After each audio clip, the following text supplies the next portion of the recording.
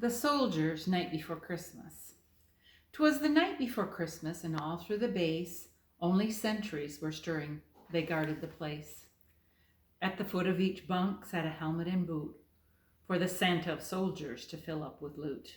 The soldiers were sleeping and snoring away as they dreamed of back home on a good Christmas day. One snoozed with his rifle. He seemed so content. I slept with the letters my family had sent. When outside the tent there arose such a clatter, I sprang from my rack to see what was the matter. Away to the window I flew like a flash, poked on my head and yelled, "What was that crash?" When what to my thrill and relief should appear but one of our Blackhawks to give the all clear.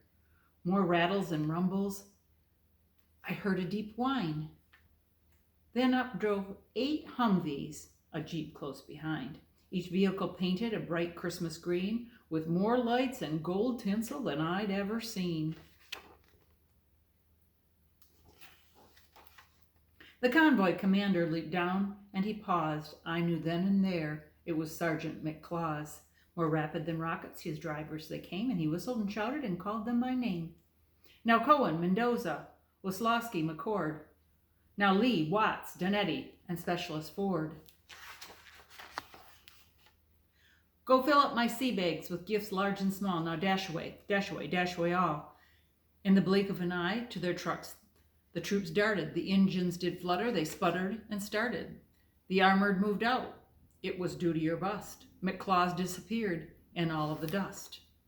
As I drew in, my head was turning around. Through the tent flap the sergeant came in with a bound. He was dressed all in camo and looked quite a sight, with a Santa hat added for this special night.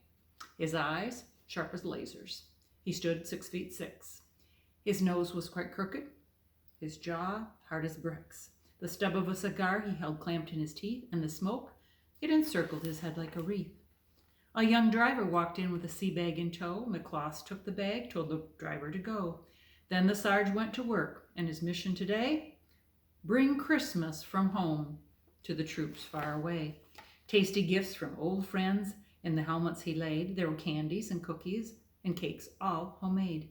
Many parents sent phone cars so soldiers could hear treasured voices and laughter from those they held dear. Loving husbands and wives had mailed photos galore of weddings and birthdays and first steps and more. And for each soldier's boot, like a warm, happy hug, there was art from the children at home, sweet and snug. As he finished the job, did I see a twinkle? Was that a small smile, or instead just a wrinkle? To the top of his brow he raised up his hand, gave a salute, and that made me feel grand.